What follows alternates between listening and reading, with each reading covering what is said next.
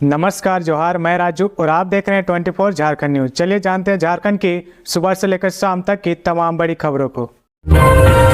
बच्चों और महिलाओं को तस्करी से बचाने का प्लान, गांव में चलेगा 100 दिन का अभियान। झारखंड के बच्चों और महिलाओं को ट्रैफिकिंग, बाल श्रम, बाल विवाह और शोषण से बचाने के लिए झारखंड राज्य विधिक सेवा प्राधिकार झालसा 100 दिनों का विशेष अभियान चला रहा है। यह अभियान राज्य के 30,000 से अधिक गाँवों में चलाया जाएगा। बता दें कि हाल ही में इस अभियान की शुरुआत सुप्रीम कोर्ट के जस्टिस और राष्ट्रीय विधिक सेवा प्राधिकार के कार्यकारी अध्यक्ष जस्टिस संजय किशन कौल ने की थी। अभियान चलाने के लिए उन इलाकों का चयन किया गया है जहां बाल तस्करी के मामले अधिक होते हैं। उन इलाकों के बच्चों और महिलाओं को जागरूक किया जाएगा ताकि वे तस्करी का शिकार ना हो सके। ऐसे बच्चे की शिक्षा, पोषण और अन्य विकास की जरूरत को जिला स्तरीय बाल संरक्षण यूनिट और जिला बाल कल्याण समिति के माध्यम से पूरा किया जाएगा। इसमें ग्राम स्तरीय बाल सुरक्षा कमेटी और कैलाश सत्यार्थी फाउंडेशन का सहयोग लिया जाएगा। गिरिडीह में कर्मा पूजा से पहले फिर हादसा, तालाब में डूबने से युवक की मौत। पूजा की तैयारी के लिए लाने गया था फूल। गिरिडीह में एक बार फिर से कर्मा पूजा की खुशियां मातम में पसर गई। इस बार कर्मा पूजा के लिए तालाब से फूल लाने गए एक युवक की डूबने से मौत हो गई। मृतक की पहचान मुसफिल थाना इलाके के गम्हरा निवासी 34 वर्षीय विजय यादव पिता राजेंद्र प्रसाद यादव के रूप में हुई है। घटना मुसफिल थाना क्षेत्र के गम्हरा गाँव की है। घटना के बारे में बताया गया कि विजय यादव हरियाणा में रहकर काम करता था। वह कल कर्मा पर्व मनाने के लिए गम्हरा गांव आया और आज गांव के तालाब स्थित मंदिर गया हुआ था। तालाब में पानी अधिक रहने के कारण विजय तालाब में डूब गया। जब इसकी जानकारी आसपास के लोगों को मिली तो किसी तरह उसे तालाब से बाहर निकालकर अस्पताल लाया गया, जहां चिकित्सकों ने उसे मृत घोषित कर दिया। घटना के बाद परिजनों का रो रो कर बुरा हाल है। वहीं घटना के बाद गाँव में मातम पसर गया। इधर मामले की सूचना मिलने के बाद मुसफिल पुलिस भी मामले की जाँच पड़ताल में जुट गई है। गौरतलब है कि बीते 19 सितम्बर को भी पचम्बा थाना इलाके के सोना तालाब में ऐसे ही घटना घटी थी, जब कर्मा पूजा के लिए बालू लाने के लिए तालाब गई 4 बच्चियां पानी में डूब गई और उनकी मौत हो गई थी। उम्र कैद की सजा काट रहे 27 कैदी रिहा। नक्सली प्रमोद मिश्रा को रिमांड पर लेगी एनआई। माओवादियों के पोलित ब्यूरो सदस्य नक्सली प्रमोद मिश्रा को सोमवार को रांची लाया जा सकता है। उसे एनआई रिमांड पर लेकर पूछताछ करने वाली है। प्रमोद मिश्रा को रिमांड पर लेने के लिए रांची स्थित एनआई मुख्यालय ने एनआई की विशेष अदालत एमके वर्मा के कोर्ट में आवेदन दिया था। अदालत ने उसे 25 सितंबर तक रांची लाने का आदेश दिया था। प्रमोद मिश्रा की गिरफ्तारी गया औरंगाबाद सीमा से 10 अगस्त को हुई थी। उसके बाद वह गया जेल में ही था। एनआई पटना ने उसे रिमांड पर लिया और पूछताछ के बाद उसे पटना के बेउर जेल में भेज दिया। बेउर जेल से उसे रांची लाया जा सकता है। झारखंड में अभी 5 दिनों तक होती रहेगी बारिश। मौसम विभाग ने जारी किया येलो अलर्ट। 30 सितंबर तक कई जिलों में बारिश का अनुमान। झारखंड में 30 सितंबर तक राज्य के कई हिस्सों में बारिश की संभावना जाहिर की गई है। राज्य में मौसम विभाग को लेकर येलो अलर्ट जारी किया गया है। राज्य के कई हिस्सों में वज्रपात की संभावना है। अगले कुछ घंटों में मौसम विभाग ने गढ़वा, कोडरमा के कुछ इलाकों में हल्के से मध्यम दर्जे की बारिश की संभावना जाहिर की है। इसे लेकर येलो अलर्ट जारी किया गया है। राज्य में पिछले कुछ दिनों में अच्छी बारिश हो रही है। आगे बढ़ने से पहले अगर अभी तक आपने इस चैनल को सब्सक्राइब नहीं किया तो प्लीज सब्सक्राइब कर ले, जिससे आपको झारखंड की हर छोटी से बड़ी खबर की अपडेट आप तक पहुंचता रहे। झारखंड चैम्बर चुनाव में टीम किशोर ने मारी बाजी। किशोर मंत्री दोबारा बनेंगे। अध्यक्ष ज्योति कुमारी को सर्वाधिक वोट। झारखंड चैम्बर चुनाव में टीम किशोर ने 21 में से 19 प्रत्याशियों ने जीत हासिल की है। 6 निर्दलीय में से 2 प्रत्याशी नवजोत अलंग और रोहित अग्रवाल विजय हुए हैं, जबकि टीम शैलेंद्र के 12 प्रत्याशियों में से किसी की जीत नहीं हुई है। कुल 39 प्रत्याशी मैदान में थे। इस प्रकार किशोर मंत्री के दोबारा अध्यक्ष बनने का रास्ता साफ हो गया है। इसकी आधिकारिक घोषणा जल्द होगी। रांची के बिरसा मुंडा फुटबॉल स्टेडियम में कार्यकारिणी और क्षेत्रीय उपाध्यक्ष का चुनाव हुआ। झारखंड चैम्बर चुनाव में ज्योति कुमारी को सबसे अधिक 1845 वोट मिले हैं। पिछले साल ज्योति कुमारी चौथे स्थान पर थी। दूसरे स्थान पर रहे आदित्य मल्होत्रा को 1796, तीसरे स्थान पर राम बागड़ को 1746, चौथे स्थान पर अमित शर्मा को 1744 और 5वें स्थान पर किशोर मंत्री को 1723 वोट मिले हैं। जबकि किशोर मंत्री पिछले साल सबसे अधिक 1910 वोट लाकर पहले स्थान पर रहे थे। 21 सदस्यों की कार्यकारिणी में नए चेहरे में संजय अखोरी एवं साहित्य पवन शामिल हुए हैं। इधर टीम किशोर के विवेक अग्रवाल एवं अमित किशोर क्रमशः 14 और 41 वोट से पीछे रह गए हैं। झारखंड में एक और ट्रेन डकैती, मुरी के बाद पलामू एक्सप्रेस में लूटपाट, यात्रियों पर हमला। उड़ीसा के संबलपुर से जमुई जाने वाली मुरी एक्सप्रेस में डकैती के बाद झारखंड की एक और ट्रेन पर डकैतों ने धावा बोल दिया है। बरकाकाना से पटना के बीच चलने वाली पलामू एक्सप्रेस में रविवार देर रात लूटपाट की वारदात सामने आई है। घटना अनुग्रह नारायण रोड और Dehri on Sone railway station के बीच 12 बजे रात हुई है। हथियारबंद डकैत ट्रेन के स्लीपर कोच S2 में घुसे और यात्रियों पर हमला और लूटपाट करके फरार हो गए। लूटपाट का शिकार बने उटारी के एक युवक ने बताया कि 5 डकैतों ने वारदात को अंजाम दिया है। उसके पास से 3,500 रुपए और कपड़े का बैग लूट लिया। युवक पटना में रहकर पढ़ाई करता था और वे अपने घर आ रहा था। बोगी में 4 यात्रियों के साथ लूटपाट की गई और इस दौरान उन पर हमला भी किया गया। घटना की रेलवे पुलिस में भी शिकायत की गई है। GRP ने भी पुष्टि की है। मामले के बारे में छानबीन की जा रही है। पुलिस टीम डकैतों की गिरफ्तारी के लिए छापेमारी कर रही है। शिबू सोरेन लोकपाल से जुड़े मामले की सुनवाई पूरी। दिल्ली हाईकोर्ट में आय से अधिक संपत्ति अर्जित करने का मामला, फैसले का इंतजार। भारत की लोकपाल की ओर से झामुमो सुप्रीमो और राज्यसभा सांसद शिबू सोरेन पर आय से अधिक संपत्ति अर्जित करने के मामले की जांच की जा रही है। इस जांच के खिलाफ झामुमो सुप्रीमो और राज्यसभा सांसद शिबू सोरेन ने दिल्ली हाईकोर्ट का रुख किया था। सोमवार को दिल्ली हाईकोर्ट में इस मामले को लेकर चल रही सुनवाई पूरी हो गई है। दिल्ली हाईकोर्ट ने इस मामले में सभी पक्षों की दलीलें सुना और फैसले को सुरक्षित रख लिया है। अब इस मामले में अदालत के फैसले का इंतजार है। दरअसल कथित तौर पर झारखंड मुक्ति मोर्चा के सुप्रीयो और राज्यसभा सांसद शिबू सोरेन ने अपने पावर का इस्तेमाल कर आय से अधिक संपत्ति अर्जित की है। ऐसी एक शिकायत भारत के लोकपाल से की गई है। शिकायत मिलने के बाद लोकपाल ने जांच शुरू की। इसी जांच के खिलाफ शिबू सोरेन ने दिल्ली हाईकोर्ट का रुख किया है। इस मामले को लेकर दिल्ली हाईकोर्ट में कई बार सुनवाई हुई है। पूर्व की सुनवाई में अदालत ने शिबू सोरेन के खिलाफ लोकपाल की ओर से की जा रही जांच पर रोक लगा दी थी। इस जांच का रोक कोर्ट का फैसला आने तक लगा रहेगा।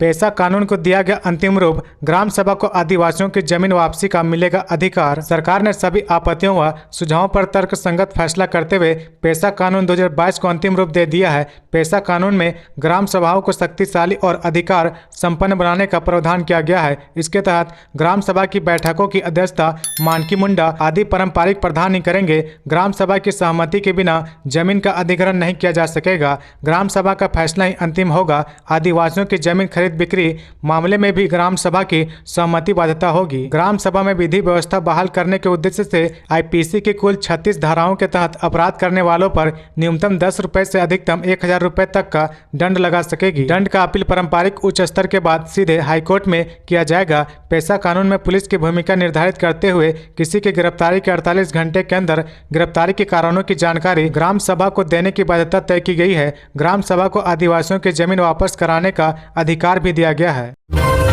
पूर्व CM बाबूलाल मरांडी ने कहा, बीजेपी सरकार बनी तो हंडिया बेचने वाली महिलाओं को मिलेगा शराब की दुकान का लाइसेंस। झारखंड में भारतीय जनता पार्टी की सरकार बनी तो सड़क के किनारे हंडिया बेचने वाली महिलाओं के नाम शराब दुकान होगी। यह बातें गांधी मैदान में आयोजित भाजपा की संकल्प यात्रा के दौरान कार्यक्रम को संबोधित करते पूर्व मुख्यमंत्री सह भाजपा प्रदेश अध्यक्ष बाबूलाल मरांडी ने कही। उन्होंने कहा कि प्रधानमंत्री नरेंद्र मोदी ने महिलाओं को देश में 33% आरक्षण देकर सम्मान देने का कार्य किया है। इसी प्रकार 2024 में राज्य में हमारी सरकार बनी तो महिलाओं को सड़क किनारे बैठकर बेचने की जरूरत नहीं होगी। उन्हें सम्मान के साथ विदेशी शराब दुकान का लाइसेंस दिया जाएगा। शराब दुकान की महिलाएं मालिक होंगी। मंच में भी पुरुष अब जगह खाली कर दे, क्योंकि 33% महिलाओं के लिए जगह रखना होगा। हेमंत सोरेन की सरकार में लूट खसोट चरम पर पहुंच गया है। ट्रांसफर पोस्टिंग के नाम पर सरकार मोटी रकम लेती है। इसके बाद भी जिस प्रकार मोबाइल में टैरिफ के हिसाब से रिचार्ज कराना होता है, उसी हिसाब से पदाधिकारी सरकार को पैसा पहुंचा रहे हैं। जमशेदपुर बिरसा नगर में PM आवास के 1,937 लाभुक के आवंटन रद्द। बिरसा नगर में प्रधानमंत्री आवास योजना के चयनित 1,937 लाभुकों के आवास आवंटन जमशेदपुर अधिसूचित क्षेत्र समिति ने रद्द कर दिया है। इन लाभुकों को प्रथम किस्त के रूप में 20,000 रुपए की राशि जमा नहीं कराई थी। अध्यक्ष ने नोटिस के अलावा लोन मेला भी आयोजित किया, लेकिन लाभुक ने राशि जमा नहीं कराई। इसके बाद चयनित 1,937 लाभुकों का आवास आवंटन रद्द कर दिया गया। इन लाभुकों ने 5-5 हजार रुपए जमा कर रजिस्ट्रेशन कराया था। यह बात सामने आई है कि आवास निर्माण में काली ईंट का इस्तेमाल करने और बैंकों के लोन मिलने में आई परेशानी के कारण लाभुक पीछे हट गए हैं। बिरसा नगर में PM आवास के लिए 3 चरणों में कुल 5,384 लाभुक का चयन किया गया था। पहले चरण में 3,836, दूसरे चरण में 852 तथा तीसरे चरण में 696 लाभुक को आवास आवंटन डीसी की अध्यक्षता में गठित समिति ने किया था। बिरसा नगर में 32 ब्लॉक के कुल 9,592 आवासों का निर्माण किया जाना है। JUDCO Jharkhand urban infrastructure development company limited की ओर से बिरसा नगर में 32 ब्लॉक में 9,992 आवासों का निर्माण 705 करोड़ की लागत से कराया जा रहा है। झारखंड में कर्मा पूजा, रांची विश्वविद्यालय में राज्यपाल सीपी राधाकृष्णन ने की पूजा अर्चना। झारखंड समेत देश भर के आदिवासी कर्मा पूजा मना रहे हैं। शैक्षणिक संस्थानों के अलावा सामाजिक संगठनों की ओर से भी कर्मा पूजा का आयोजन किया जा रहा। राज्यपाल सीपी राधाकृष्णन ने रांची विश्वविद्यालय में आयोजित कर्म महोत्सव में भाग लिया। इस अवसर पर सीपी राधाकृष्णन ने कहा कि कर्मा पूजा, जिसे कर्म पर्व के रूप में भी मनाया जाता है, हमारे राज्य के सबसे बड़े त्योहारों में से एक है। यह पर्व देश की समृद्ध सांस्कृतिक और आध्यात्मिक विरासत को दर्शाता है। इसे एक पीढ़ी से दूसरे पीढ़ी तक संरक्षित करने में मदद करता है। जिस तरह केला का एक पेड़ अपने पीछे नन्हे पौधों को छोड़ जाता है, उसी प्रकार यह उत्सव भी भावी पीढ़ी के लिए सांस्कृतिक विरासत को संरक्षित करता है। उन्होंने कहा कि हमारे झारखंड की संस्कृति बहुत जीवंत है। यहाँ विभिन्न धर्मों, समुदाय, भाषाओं और संस्कृतियों के लोग रहते हैं। हमारा देश अनेकता में एकता का अनुपम व उत्कृष्ट उदाहरण है। राज्यपाल ने कहा कि यह पर्व प्रकृति और मानव के बीच के गहरे व अटूट रिश्ते को दर्शाता है। हमारे जनजातीय भाई बहन सही मायने में प्रकृति के संरक्षक है। प्रकृति की रक्षा करने का बोध उनके हृदय में है। वे प्रकृति का मान सम्मान करते हैं एवं पूरी दुनिया को इसके संरक्षण का संदेश देते हैं। उन्होंने कहा कि आज ग्लोबल वार्मिंग के कारण पूरा विश्व पर्यावरण संबंधी विभिन्न चुनौतियों का सामना कर रहा है। ऐसे में कर्मा पूजा पूरे विश्व के लिए एक बेहतर उदाहरण प्रस्तुत करता है।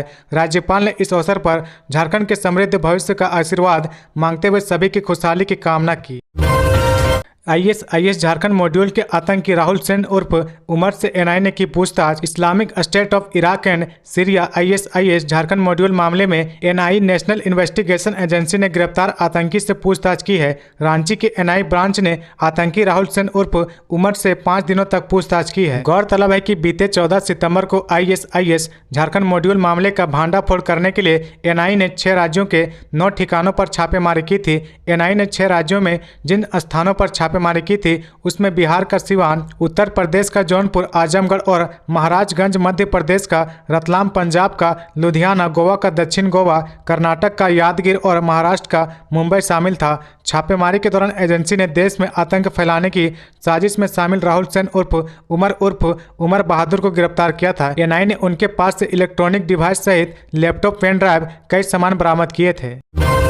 रांची हावड़ा के बाद पुरी व बनारस के लिए भी चलेगी वंदे भारत एक्सप्रेस। सांसद संजय सेठ ने कहा कि रांची हावड़ा वंदे भारत ट्रेन झारखंड और पश्चिम बंगाल के सांस्कृतिक आदान प्रदान का वाहक बनेगी। इसके परिचालन से आर्थिक समृद्धि में भी इफाजा होगा। उन्होंने कहा कि रांची से बनारस और रांची से पुरी के लिए भी वंदे भारत का संचालन होगा। इसके लिए उन्होंने रेल मंत्री से आग्रह किया कि बहुत जल्द इसके भी सार्थक परिणाम सामने आएंगे। उन्होंने कहा कि अभी रांची स्टेशन में 490 करोड़, हटिया स्टेशन में 388 करोड़, पिस्का स्टेशन में 48 करोड़ और मुरी स्टेशन में 35 करोड़ की परियोजनाओं पर रेलवे काम कर रहा है। उन्होंने रेलवे से रांची से दक्षिण भारत को जोड़ने के लिए एक अंत्योदय एक्सप्रेस चलाने की भी मांग की है। झारखंड सरकार में कला संस्कृति मंत्री हफीजुल हसन ने कहा कि ट्रेन और यात्री सुविधाओं पर और ध्यान देना चाहिए। लोकल ट्रेन के लेट होने की धारणा क्यों बन गई है, इसे देखने की जरूरत है। वंदे भारत ट्रेन सेवा सराहनीय है, पर यह गरीबों और किसानों के लिए नहीं है। उन्होंने रांची न्यू गिरिडीह एक्सप्रेस का विस्तार मधुपुर तक करने की मांग की है,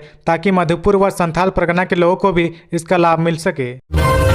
झारखंड कुपोषण मुक्त राज्यों में होगा शामिल। 38,432 आंगनबाड़ी केंद्रों से 34 लाख लाभार्थियों को हर माह मिल रहा टेक होम राशन। झारखंड कुपोषण मुक्त राज्यों में होगा शामिल। 38,432 आंगनबाड़ी केंद्रों में 34 लाख लाभार्थियों को हर माह मिल रहा टेक होम राशन। झारखंड को देश के कुपोषण मुक्त अव्वल राज्यों की श्रेणी में शामिल किया जाएगा। इसके लिए पोषण माह का आयोजन किया गया है। इसके तहत लाभार्थियों को पोषाहार उपलब्ध कराया जा रहा है। यह जानकारी समाज कल्याण निर्देशक शशि प्रकाश झा ने दी है। प्रोजेक्ट भवन में पत्रकारों से बातचीत के दौरान निर्देशक ने कहा कि 1 से 30 सितंबर तक पोषण माह का आयोजन पूरे प्रदेश में प्रखंड स्तर तक किया जा रहा है। इस साल का विषय सुपोषित झारखंड, साक्षर झारखंड और सशक्त झारखंड है। भगवान बिरसा मुंडा के गांव से इस मिशन की शुरुआत की गई है। उन्होंने कहा कि गोदाम की निगरानी के लिए डिजिटल डेटा एंट्री की जा रही है। निर्देशक ने बताया कि पोषण माह के दौरान हर गोदाम की निगरानी पोषण ट्रैकर में सभी लाभार्थियों की डिजिटल डेटा एंट्री भी सुनिश्चित की गई है, ताकि वास्तविक समय में निगरानी हो सके। इससे यह भी जाना जा सकेगा कि किन लोगों को टेक होम राशन दिया गया है। इसी तरह से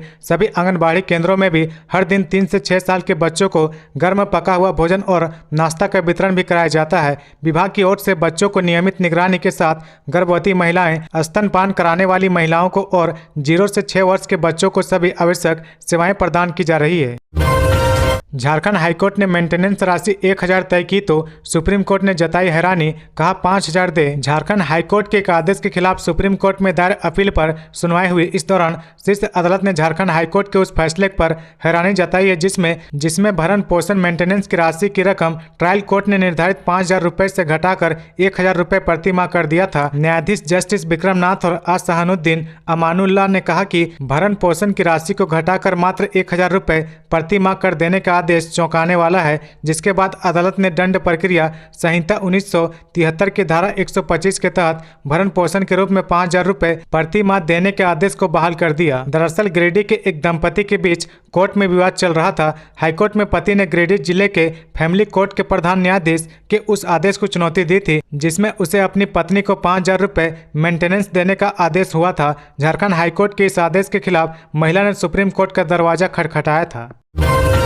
बिजली बिल का ब्याज माफ कराने का मौका 30 सितंबर तक 5 किस्तों में कर सकेंगे भुगतान। झारखंड बिजली वितरण निगम ने बिजली के बकायेदारों के लिए बिजली बिल ब्याज माफी योजना की शुरुआत की है। बकायेदार 30 सितंबर तक इस योजना का लाभ ले सकते हैं। योजना के तहत 31 सितंबर 2022 तक के वैसे उपभोक्ता जिन्होंने अधिक बकाया होने की वजह से बिल का भुगतान नहीं किया है, उनकी बकाया राशि पर लगाया गया ब्याज माफ किया जाएगा। वैसे उपभोक्ता जिन्होंने अधिक राशि होने की वजह से एक मुश्त राशि का भुगतान नहीं किया है, उनको राहत दी जाएगी। ऐसे उपभोक्ताओं को बकाये का भुगतान 5 किस्तों में करने का मौका दिया जाएगा। घरेलू, शहरी एवं घरेलू ग्रामीण क्षेत्र के 5 किलोवाट तक का लोड लेने वाले और कृषि एवं सिंचाई से जुड़े निजी उपभोक्ताओं को इस योजना का लाभ मिलेगा। इसके अलावा अधिक बकाया होने की वजह से कनेक्शन काटा गया या लीगल नोटिस या सर्टिफिकेट केस किया गया है, उन्हें भी योजना का लाभ मिलेगा। झारखंड बिजली वितरण निगम लिमिटेड के CMD अविनाश कुमार ने उपभोक्ताओं से योजना का लाभ उठाने का आग्रह किया है। बरसात में टापू बन जाता है यह गांव, ग्रामीण हो जाते हैं कैद, इमरजेंसी पड़ने पर आती है आफत। बोकारो जिला के गोमिया प्रखंड का बरसुत्ता गांव काफी पिछड़ा क्षेत्र है। यह गांव लोधी पंचायत में आता है और नदी के बीचों बीच है। इस गांव में आने जाने के लिए चुड़वा नदी पार करना पड़ता है। ऐसे तो ग्रामीण नदी पार कर लेते हैं, लेकिन बरसात के दिनों में इन्हें खासा समस्याओं का सामना करना पड़ता है। दरअसल बारिश के कारण चुड़वा नदी में पानी भर जाता है और गाँव टापू में बदल जाता है। ऐसे में ग्रामीण गाँव से बाहर जाए तो कैसे? अपनी इस समस्या से उभरने के लिए ग्रामीणों ने श्रमदान करके एक पुल बनाया था जो पानी में ढह गया। यह समस्या हर साल आती है। ग्रामीण श्रमदान कर सूखी लकड़ी, बांस और पत्थरों से पुल का निर्माण करते हैं, लेकिन विडंबना है कि इलाके में जोरदार बारिश होती है और पुल ढह जाता है, जिसके बाद ग्रामीण अपने टापू जैसे गाँव में कैद हो जाते हैं। अचानक किसी प्रकार की कोई इमरजेंसी आ जाती है तो वे जान जोखिम में डालकर नदी को पार करते हैं। जरूरत पड़ने पर कभी कभार 4-5 की संख्या में ग्रामीण वाहन को टांग कर नदी पार करते हैं। तो ये थी आज की झारखंड की टॉप बड़ी खबरें। इसी तरह झारखंड की हर छोटी सी बड़ी खबर देखने के लिए आप हमारे चैनल 24 झारखंड न्यूज को सब्सक्राइब करके बेल आइकन प्रेस कर ले, जिससे आपको झारखंड की हर छोटी सी बड़ी खबर की अपडेट आप तक पहुंचता रहे। तो आज के लिए बस इतना ही। हमें दीजिए इजाजत, फिर मिलते हैं नेक्स्ट न्यूज में।